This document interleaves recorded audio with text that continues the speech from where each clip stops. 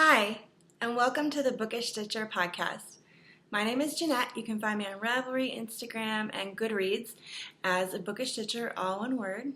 And I always forget to say this at the beginning of the podcast, but we also have a group over on Ravelry under BookishStitcher podcast. If you'd like to come over and join, I would love to have you over there. It's a fun group, and always lots of book recommendations and cowls and prizes and stuff going on. But anyways, I hope you've had a wonderful week since I last podcasted. I had a wonderful week just catching up with stuff around the house and hanging out with my family and getting lots of rest. I think the first 2 nights I went to bed ridiculously early. Like, kids went to bed, I went to bed. But I needed the sleep to catch up on. I had sleep to catch up on from the wonderful weekend, and I got it, so it's great. And I have some finished objects to show you. First, last week I showed these as almost done. They just needed the afterthought heels put in. And I put them in. And this is the mustache socks. And the color is polka dot Afro Circus.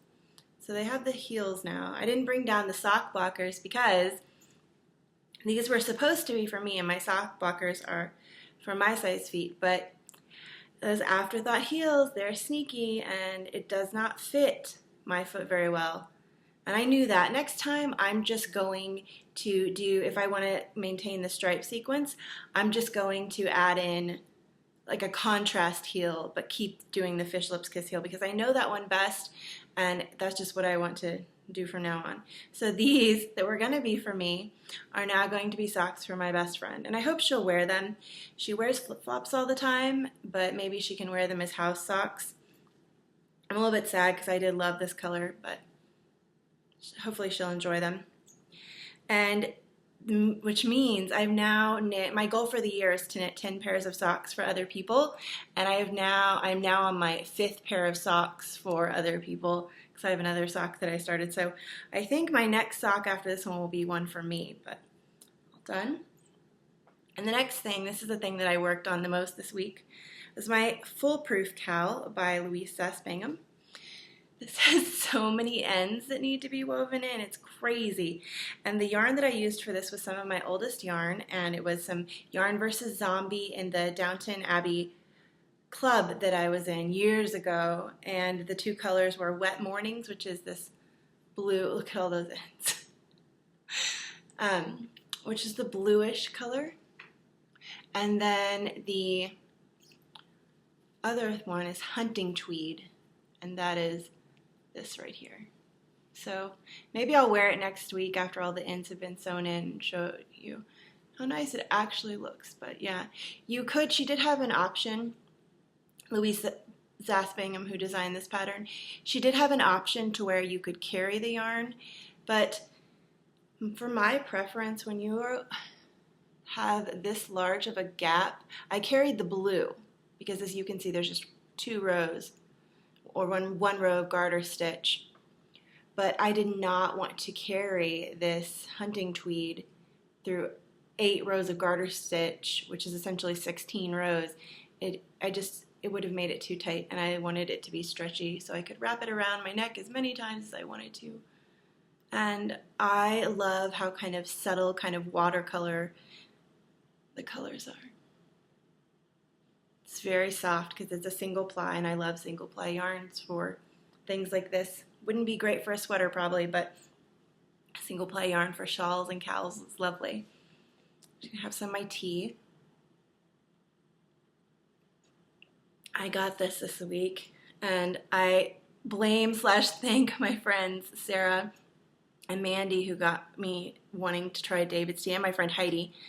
But this is some David's tea thing that I got. They had these really cool things where it comes with an infuser which sits down there, and you put your tea in it, and then you pour the kettle over, and it goes and it infuses the tea. And this one was cool because when you buy this, it gives a child in Kenya 6 months of clean water, which is a thing that is near and dear to my husband and I's heart because he's a civil engineer, and that's something that he would like to go and do when our kids are a bit older, is to go and work with other countries and giving them clean water and stuff like that. So I thought that was cool. And I got a whole bunch of tees, the one that I'm having right now, because I couldn't decide the site. There were too many options, and it's just too much, so I just got a whole bunch to try. This is the one I'm having right now. It's the Spring Collection Pistachio Ice Cream, and it is wonderful. I like it cold better. But it's really good, and this is great for just taking along different places. And then, let's see, so those are all my finished objects. Now let me show you my works in progress. In my Bags by Awesome Granny world map airplane thing, I have my husband's sweater, and this is being knit out of some Leading Men's Fiber Arts in the Into the Woods color. It's on their DK base. And I am knitting my husband the Twilight sweater. It's a free drops pattern, and I didn't work on this too much. I need to work on it more next week, but here's where I was last time. And so I knit about 8 inches on a sleeve. Have my little wee ones, bluebird stitch marker there to mark the beginning of the row. And then I worked a lot on this. This is in another Bags by Awesome Granny bag, my Russian one that I love. But this, what's in here, is my Winter Mystery Shawl by SusannaIC, and it's now over. The entire cowl is done, but I am behind on it because I'm not normally ever behind on mystery cowls. I don't do that many, but I try to stay caught up. But I just got behind on this because I needed to work on other things. And I've never had this happen, and oh my gosh. I pulled the shawl out, and it had fallen. I'm still reliving this. It had fallen off the needles about this much, and like, it's lace, and it's yarn overs, and it's lots of things, and I just looked at it, and I was like, that's it. It's all going in the trash. I am done. Because as you guys know, I just don't have the brain power for this apparently right now. The shawl has lots of wonderful design features and stuff, and I love when the talented Saratoga Knitting says it's just knitting, because that's what I've been telling myself with this entire shawl. Like, don't worry if you've messed up a little bit, it's just knitting. And I'm also joking that this is the shawl that only a mother could love because I've made mistakes, and my mother will love it anyways because my mother is amazing. But so it had fallen off the needle, and I was ready to throw it in the trash, and I thought, no, you need it for the points for winter camp, which is a thing I'm participating on in Ravelry.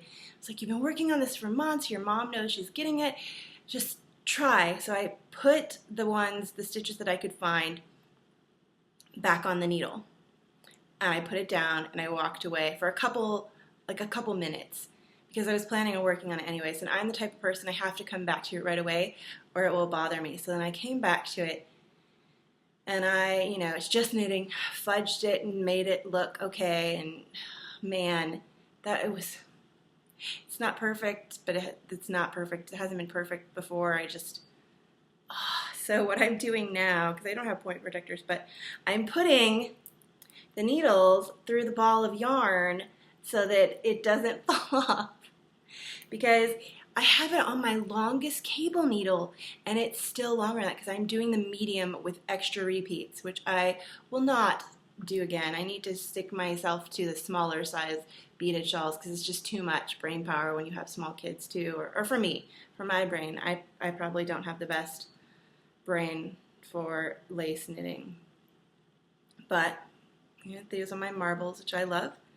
And last time you guys saw this, I was still working on the KnittyandColor. So all the brightly colored parts on here are KnittyandColor.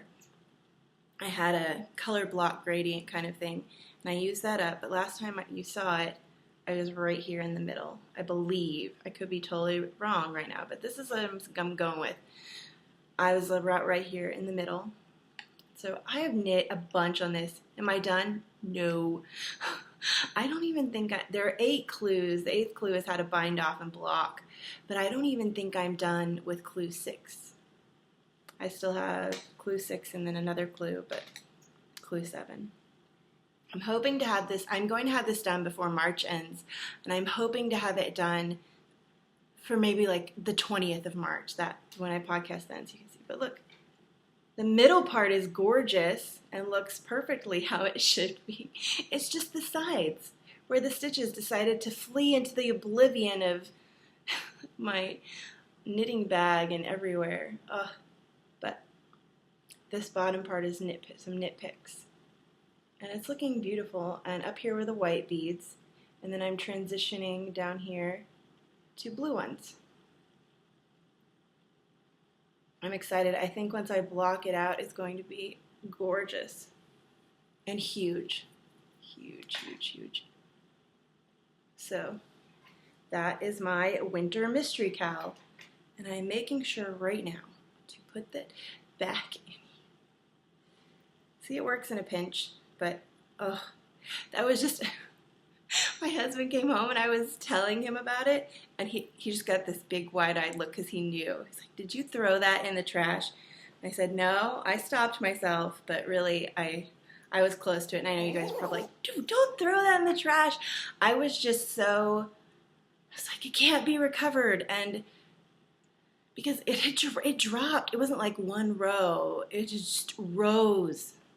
And so it's on the one side where it dropped, it looks special. It's my special shawl. But I'm proud of myself for not throwing it in the trash. And then I have two new things to show you.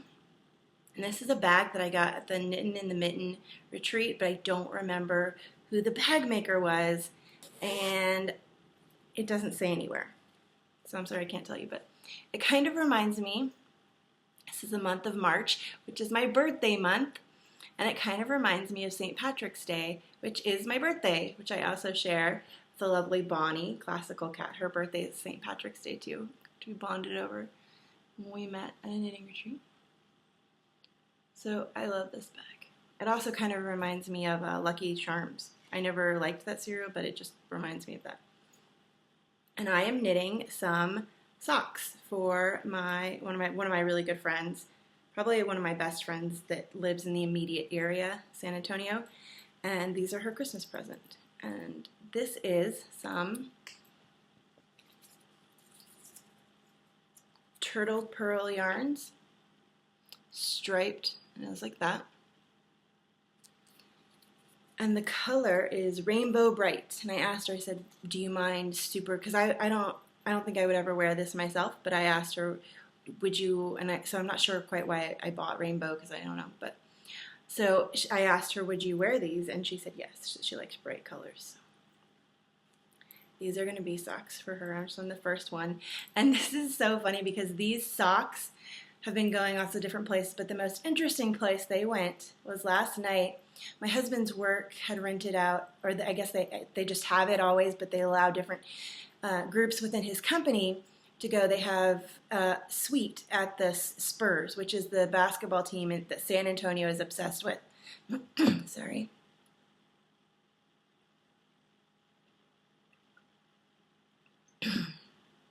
I remember moving into town and seeing like Go Spurs go everywhere, and I just thought it was kind of, they call it Spurs Nation. It's kind of, they're definitely into the Spurs here. And so I don't normally go to the games just because I'm not a big sports fan. And it's very interesting to go if you're not a fan, and to like just see the hype and the craziness that people get obsessed with at the games. And so we went because his boss was saying, you need to go to this. You never go to things. And we have young children, so we don't often leave our kids with a babysitter. We just, they stay with my mom last time, but she works a lot, so she's a hospice nurse, so we don't often go out different places by ourselves, and that's fine because I love taking our kids with us. But so we went because his boss really wanted him to, and so I felt like that was important. And it was nice because the suite level is above the, I guess, general admission level, so it wasn't as crazy, and it was nice to and the chairs were very nice there, and they had all kinds of different things, and so that was fun. And these socks went there, and I took a picture. I felt kind of silly taking a picture of my knitting, but it's funny because I did the hashtag on Instagram of Go Spurs Go. And what they do, they have this Jumbotron or whatever where they show the things that are happening, and they show different pictures from that tag that have been going on during the game. So I kept expecting my sock to be up there on the Jumbotron. I was like, the sock's going to make it. The sock's going to make it to the Jumbotron. Knitting never made it to the Jumbotron. My knitting wasn't cool enough. There were all pictures of like teenage girls being like, and different things like that, and kids, you know, being goofy, but the sock wasn't cool enough. I really wanted the knitting to make it to the big screen and have it up there where everybody could see. Probably people would think, what is going on? Why is somebody knitting at a Spurs game? But I'm sure I'm not the first person to knit at a Spurs game. I'm sure it's happened before. But that's a long story of my sock that went to the basketball game but didn't make it to the big screen. And then the last thing I cast on this week, and this is in my St. Patrick's Day bag, because that's my birthday. I had to have a bag for my birthday. And in here is a skein of Western Sky Knits. And I've said, and some people think it's silly that I'm doing this, but the DFW Fiber Fest is coming up at the first weekend in April, and I'm going to that. And I went last year, and I showed you guys all the yarn that I bought. And my goal, if I want to buy any yarn for myself at that this year, is I have to use up all the yarn that I bought last year at the festival. And I just like random goals like that. They're fun to me. And so I have almost made it. This is a skein from that. And I am knitting the Hipster hat by Tin Can Knits. And I've just started the brim. Of course, it's a blue hat. I really need to branch out everything out of blue. And this is a little sucre kind of things you think of Easter. Funny. And the yarn I'm using for this is Western Sky Knits. It's their DK in the colorway Cake. This skein is just gorgeous to just look at. And so yeah, this is almost it for the ones that I purchased last year. I have another skein of Western Sky Knits in a worsted, which is a pinkish white, and I'm going to use that for a hat as well. And then I have one more skein of a sport weight, like sock yarn kind of thing, that I'm going to use to make slippers. And then I'll have used up all my yarn that I bought last year, and I can buy more yarn this year. So I'm really proud of myself. I set a random goal and I made it. But I know I can make this goal now. It's going to be super easy, because hats will take me a couple days, because I just started. Kind of stared at the yarn for a while. I was like, what does it want to be? It's so pretty. And it decided it wanted to be a hat. And I love the Hipster hat pattern. It's a paid for pattern, but you could probably figure it out. It's not complicated. But I love it for variegated because it does the yarn really well. And that is all for my works in progress. It's really going to be a longer episode this week because the last two have been shorter, but so that'll be fun. Get to chat to you more, kind of share what's been going on. So now for my spinning. I finished the Geek Fibers or something like that, Sublime Indigo. I remember the color. I can't ever remember who made it, and I spun this for my friend Erin. Bring Your String. We're doing a hand spun swap. This is some BFL. It's been plied, but it needs its bath and thwacking and stuff. And I learned an important lesson with this. What I do is I spin the singles, and then I take it and make a center pull cake, and I ply from the outside and the inside, which is normally fine because I like to spin blends with a little bit of silk in them. This is just 100% BFL. So when I was trying to ply it was grabby. It would just pull and grab at itself. And my husband came in. I was listening to an audiobook, and my husband came in the room. I was plying, and I was like, can you turn off the audiobook? I don't know what they're saying. I haven't been listening to it. And I had the yarn wrapped behind my head and like holding it out like this. And I was trying to keep the singles from grabbing each other. And he's so sweet. He came in, he helped me. And I was very frustrated, so I was not the nicest person. I was like, no talking, we have to focus. And it got done. So Erin, this is not the most perfect example of my spinning. I'm sorry. It has a couple spots where I had to kind of fuzz join it, but I think it should be okay. And Erin is a much more experienced spinner than I am, so maybe she'll know how to kind of make it work. But it's all there. It's, you know, it worked out fine in the end. So that's my spinning. And I brought down, I want to show you what I'm going to spin next. Because like I said, I'm trying to use up the things from the Fiber Festival, DFW. I had 2 more yarns that I need to knit, but I have 2 braids of fiber that I need to spin. This lovely, squishy, wonderful, oh gosh, look at that. It is so pretty. And it's some October House. I'm looking forward to getting more this year.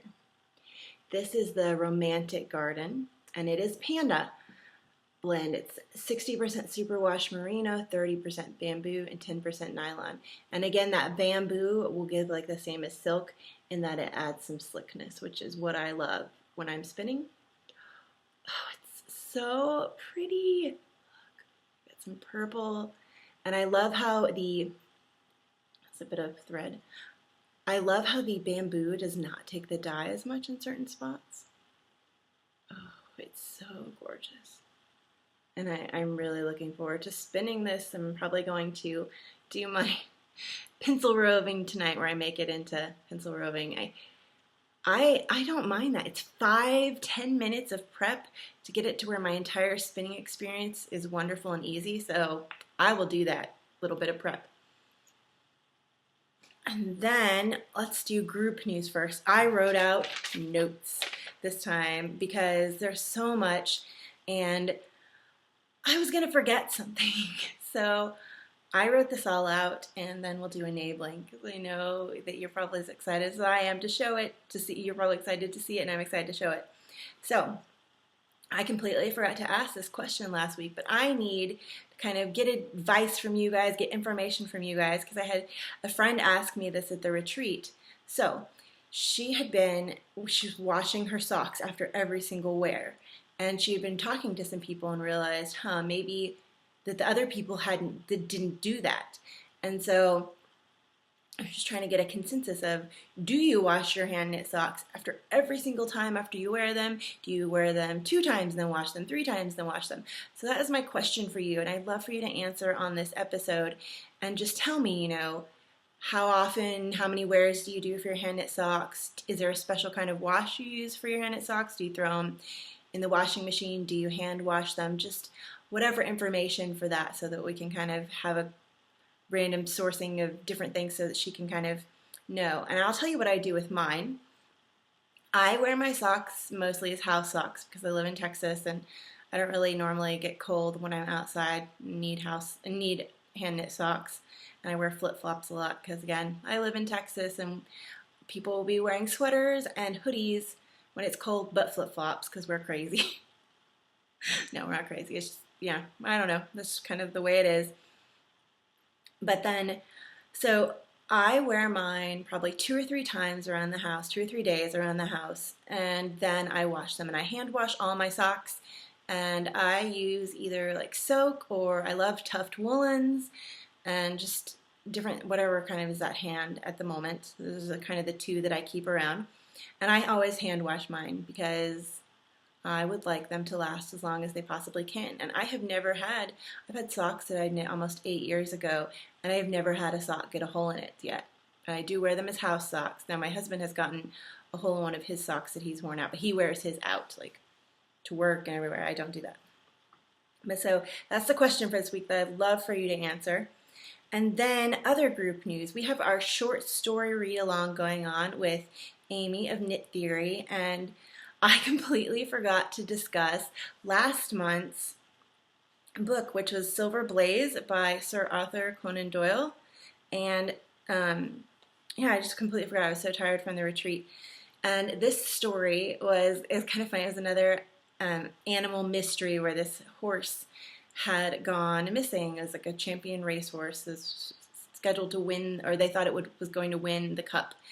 And I kind of guessed right away who was the culprit behind the murder in this, and I think it was helped by the fact that it was a similar situation with the Poe story that we had read from January. But this was my first Sherlock Holmes story, and my husband loves Sherlock Holmes, and I've watched the BBC shows, and I love those. But my husband actually read the short story to me, which was so wonderful, and he was so excited about it, and I just loved he did different voices for the characters. It was wonderful.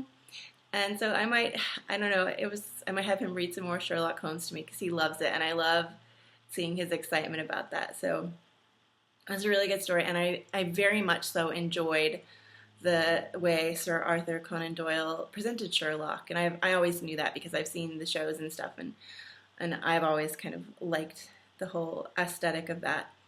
And then our new short story for March is The Bet by Anton Chekhov. I believe it's a Russian short story, so I'm very excited about that. As you know, I love all things Russian. Not all things, but most things. And we also have going on right now our Shawl KAL, which runs through the end of this month, and the prizes for that, we have the bag that I showed, Bags by Awesome Granny, and Bags by Awesome Granny also has in her group right now a 3-color, I believe it's still going on, 3-color shawl knit along. So if you're knitting a shawl with 3 colors, you can enter over there for a prize too. And there's a sweater size bag with 3 yarns, and then a pattern of your choice for a 3-color shawl. And then that's the big grand prize. Also for the chatter thread, we have prizes, and there's a set of skein of yarns that I will probably try to post a picture to the group thread or show here that was kindly, generously donated by someone anonymously. And then we also have is going to be a Magic Cake ruffle shawl kit where I'm going to have the yarn and the bag provided. And then I wanted to thank so much the designer, Paula Emmons-Feasley, who designed the Magic Cake ruffle shawl, wrote to me and told me that she would donate the pattern for the thing. And I must admit, like, when I got on my computer and saw that she had written to me and said how much she loved the podcast, I was just like, I had a moment of, like, awestruckness, and I didn't drop my computer. One time when somebody contacted me and said that they watched the podcast, and it was somebody that I knew of and had no idea they watched, I actually dropped my computer because I was just so shocked. Oh my gosh, they watched the podcast. But anyway, so thank you so much, Paula. That's really sweet of you. And then we had our drawing for the Mi'kmaq yarns, which is this loveliness. And the winner for this was post number 66, who is Moppy Amanda, who lives in the UK. So Amanda, just give me your address and I will mail this off to you. And this is again, Mi'kmaq yarns, and this is her Gradient Explosion. These are gorgeous, and you can get it, I believe, at the Lucky You or Happy You yarn stores online. I'll try to link that. And then we have right now going on in the group our 900 member prize giveaway. And for that I'm just asking you to say something you would like to see or hear about on the podcast. And I've been loving what people have been saying so far. And so I decided every week I'm going to go through in chronological order, or numerical order of who has done the first post and answer what they said. So if you'd like to know something, just go over and post in that, and I'll probably leave that open for another week or two. And there's tons of prizes for that. I showed all the bags and stuff that can't come in last week, but then we had some new ones come in, or I guess one of these is from you, she said, and then the other one's from me. But this is, I don't want to show her address, but Intuit, and she sent a bag for me, which is this gorgeous bag. I believe this is the one for me. And then she sent this for giveaway, so it'll be going in with a 900 member. And this is Intuit Knit, and I actually got to meet her at Rhinebeck, and she was so sweet. And her name is Lori, and she wrote me a little note with the bag, so sweet, and she wanted me to mention that she is having in her group right now a bee cowl. So if you are knitting something relating to bees, go ahead and go over there and join in that. So thank you so much, Lori, for the bags. That is our 900 member giveaway. And I wanted to mention really quick an upcoming KAL that we're going to be having after the Shawl KAL ends at the end of March. So probably April and May. I think I have another KAL coming up with a friend during the summer. If she still wants to do it, I need to ask her when I get to see her and meet her in real life at DFW Fiber Fest. I'm so excited. I'm getting to meet a couple of friends that I've been talking to online but have never met in real life there. So I'm really excited to see them and give them big hugs. But so the next KAL after March is going to be a really fun idea suggested by Penny Gale. Thank you so much, Penny Gale, she has amazing book suggestions that she puts in the book threads. You should definitely go check those out. She reads some really awesome books, and I've definitely gotten some for my to be read pile from her. But we're going to do a KAL that is read a book, and any book you want, and then knit something based off of that book. I am excited for this. I don't know, I might knit a shawl that a character might wear, or a hat, or if you knit a book, if you read you could knit a book if you wanted. If you read a book that's set like in the mountains, you could knit a sweater that somebody might wear if it's a cold climate or anything like that. I don't know if I will read the book and then pick something after reading the book, or if I will pick a book and read it based on what I would like to knit. I don't know how I'll tailor that. But thank you so much, Penny Gale, for that suggestion for a KAL, and we'll be doing that shortly.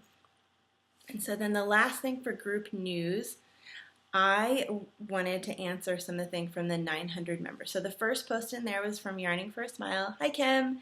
And she asked me two things. So the first was what was the first thing I knit? So I learned to knit from a book. I just randomly picked, I wish I could remember why I decided to do this, why I decided to knit, because that would be something cool to say and tell people, but I think it was just a random spur of the moment thing. I can be like that. And so I was knitting something I learned from a book, and I need to see things non-two-dimensional. Just didn't work, so I was knitting all weird. And I kind of like to refer to the Audrey Hepburn quote from Breakfast at Tiffany's where she's knitting. Does anybody know this movie? I love Audrey Hepburn. She is probably my favorite actress, or was my favorite actress, since she's no longer living. But I like to refer to the quote where she doesn't know if she's gotten her knitting instructions, her pattern instructions mixed up with the blueprints for a ranch house, so she doesn't know if she's knitting a ranch house or a sweater. And that's kind of what was happening with me. I don't know what I was knitting. It was some blue yarn, I think navy blue, that I had randomly gotten from somewhere, like a Joann's or Hobby Lobby. And I think I thought I was knitting a scarf, but it morphed into a blanket, which morphed into it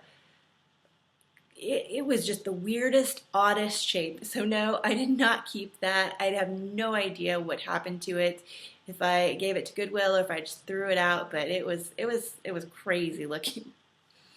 And then her next thing that she asked me was, what has been my biggest knitting fail?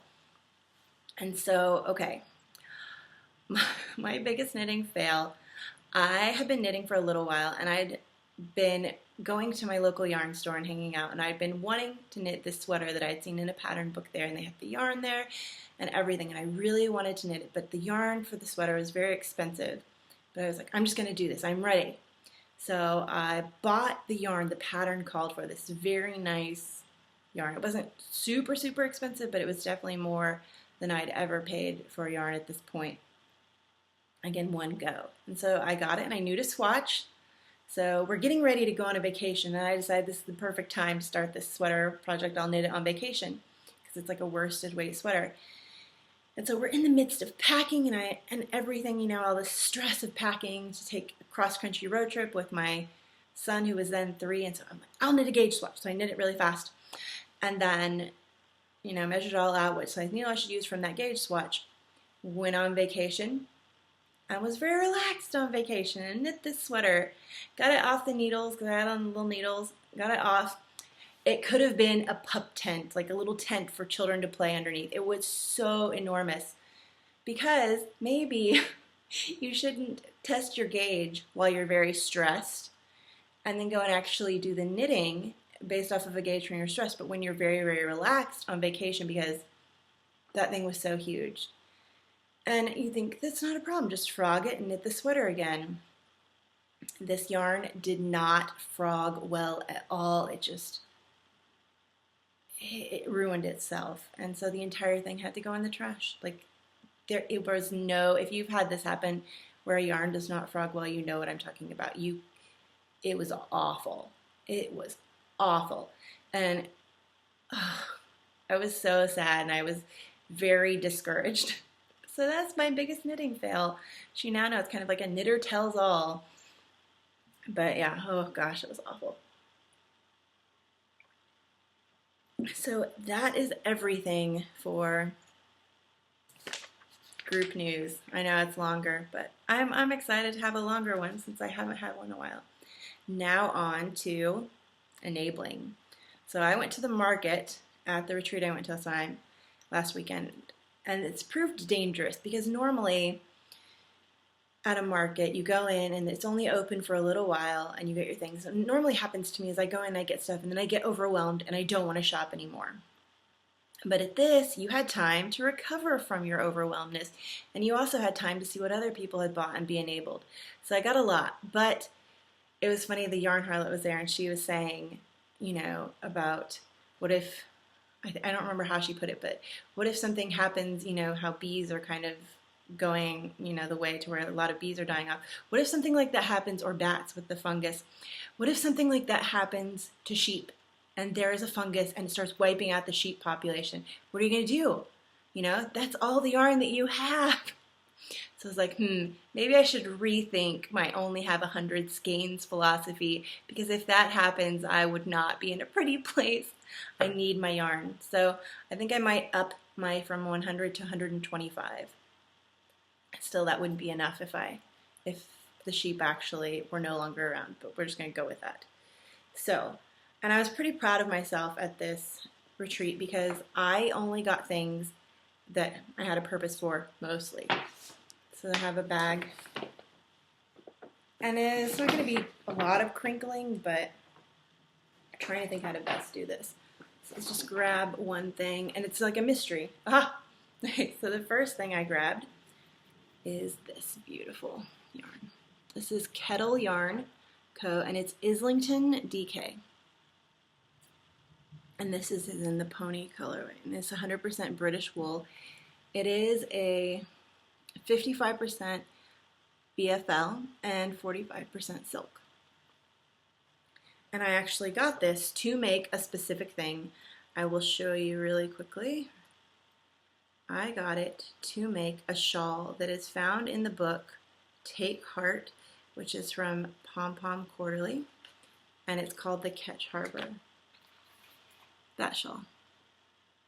So I'm going to be making that shawl with this yarn. And I got the exact amount that the pattern called for. Let's reach into here. Okay, next thing. I got some Woolfolk. I had never tried this, and I have been obsessed, if you guys know, my Star Shower cowl, which is a cowl, but it's kind of drapes like a shawl, and I love that, and I want to knit more by that designer. So I think it's Hilary Smith Callis is her name. She has this worsted weight pattern, and I want to knit that with this. And so it's going to be this gorgeous neutral. I don't have a lot of neutrals. I tried to pick colors that were different from what I normally had. Like, I don't have a pink shawl, so now I will. I was thinking normally I just go in and I'm like, pretties, and I end up with random things. I don't know what I'm going to do, and the same colors. So I was thinking, so this is a neutral. It is awesome, as you can see. It's chain plied, which makes it very soft and squishy. And since it has that unique, I learned this in one of my classes that I took at the retreat, since it has that unique structure with the chain ply, it makes it strong too. So it's soft. Normally when you have a really soft yarn, it's gonna pill and fuzz up and not last long, because it's that softness. It's what has that is it's not held up well. It's not long lasting. But when you have a unique ply structure, that gives it strength. The more you know. So that was for that. I got what the pattern called for that. Oh, I pulled out another skein of that. So, So I got, Vice was not able to come, the dyer behind the yarn, Vice, because she was sick, but she had somebody bring her yarn because she had made a ton of yarn for this and she wanted to use it. So I'd only had one skein of Vice before and I loved it and I used it up. So I said, okay, since you used up the only one skein you had, you can get this one. And it was a retreat exclusive, so you couldn't get this otherwise. And this is a Hill Country Weavers Retreat Exclusive 2016. It was done for the Knitting in the Hills Getaway, which was the name of the retreat. And this is her blurred lines. Oh, see, that's Jeanette colors. Green, blue, purple. I love it. And it's Vice yarn. Next thing out of the bag of goodness, if I can reach, oh, okay, something you've already seen. Haha. So, another thing on the vein of, I believe that if you can, you should always have one skein of Hedgehog Fibers in your stash. And I had knit up my other skein of Hedgehog Fibers, and they had some there. And I was very tempted by the teacup colorway, which I think is beautiful and dainty. And I've seen lots of friends knit it up, and I loved it. But I had to go with something different, and this is Hurricane. Oh, look at that. It is browns and taupes and purples and blues. Oh, it's so beautiful. And there's a little bit of twigging. Look at those colors. Love it. So I'm excited about that. More yarn. I know people, I love seeing it when people get tons of yarn. So I don't know why I think like, oh, people won't want to see all the yarn. You want to see all the yarn, don't you? So next one is, this is some mustache yarn that I got. Perfect sock. And this is the Garden Party. So there's browns, again, I'm trying to go with different colors, and then a speckle thing of like pinks and purples. I love purple. And then white. So those will definitely be socks, and that's good because my last pair of mustache socks aren't going to fit me. They're going to be going to my best friend. I'm almost done. I have one more. Yeah, this is the last one. So I knit a whole bunch of blue hats. And while I love blue, I want to have more colors than that because I wear more, and I'm wearing blue right now. I wear more colors than that in my wardrobe. So I wanted to focus on getting a color yarn for a hat, a color that I love, that I know will go with things that I wear that I didn't have. So I needed purple. So that's my last purchase. This is some Shelter. And Shelter is gorgeous. Look at that. It reminds me of Peace Fleece, which is another yarn that I absolutely love. So this I got specifically to make a hat. And it will be becoming a hat pretty soon. All of these things that I got, except for like the, always have one skein of Hedgehog in your stash. That will stay in, but the rest of these, they will be coming things soon. You can hear the jets flying overhead. I kind of live near an Air Force base, not on, right? We're not in the military, but kind of near it, and sometimes they'll do runs overhead. So if you can't hear it, then forget what I just said. That is all the enabling and everything from the retreat. No, my goodness, we're at 43 minutes. So let's get into the book. Okay, I get asked a lot of recommendations for book clubs. And so I wanted to review a book that one of my book clubs did that we had one of the most amazing discussions about.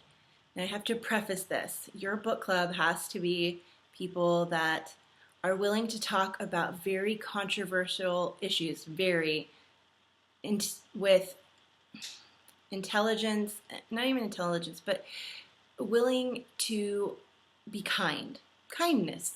So there will be, when you talk about these kinds of things, people with opposing views. It's going to happen, no matter what book club you're in, I would imagine. You know, so you have to know that the people in your group will listen and not try to force their opinion or not try to argue and be mean to others just because they think something differently. And I have a couple book clubs that I've been in over the years, and I know that this book could not have been read in some of them. This book, they would not, there would have been arguments and just not nice things said. So you have to know your book club. But if your book club is the kind that can be kind and discuss even when you disagree about things, this is a fantastic book for that. Sorry. So what is the book? The book is When She Woke by Hillary Jordan. I don't believe I ever reviewed this. When She Woke. And this book, okay, so the basic plot line behind the story is I think it takes place in a dystopian North America part, United States. So the gels are too crowded and they can't fit anybody else in. So what they've started doing is dyeing people's skin, injecting people with a substance that dyes their skin a certain color based on their crime. So some people might be green, some people might be blue. The person, as you can see in this picture, is dyed red. And so if you can guess what the color red is for murder. And you think, oh, they murdered someone. Well, in the future, certain things have become murder. So different, like the different crimes. So she is injected with red dye because she has had, so here's the controversial part, she has had an abortion. And I don't remember if it's illegal. I think, well, of course it's illegal because now it's been a crime. But so yes. So she has had an abortion and she has been injected with the color red. And they keep you in this thing for a little while for the dye to be injected. And then they just send you back out into society. So you're walking around in society and people can tell just from the color of your skin what you have done. And what they found that's been happening with people who've had their skin injected with red dye is that society people will often kill them.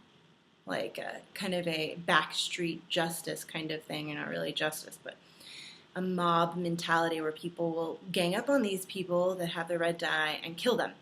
So the people with red dye don't even last long out in society.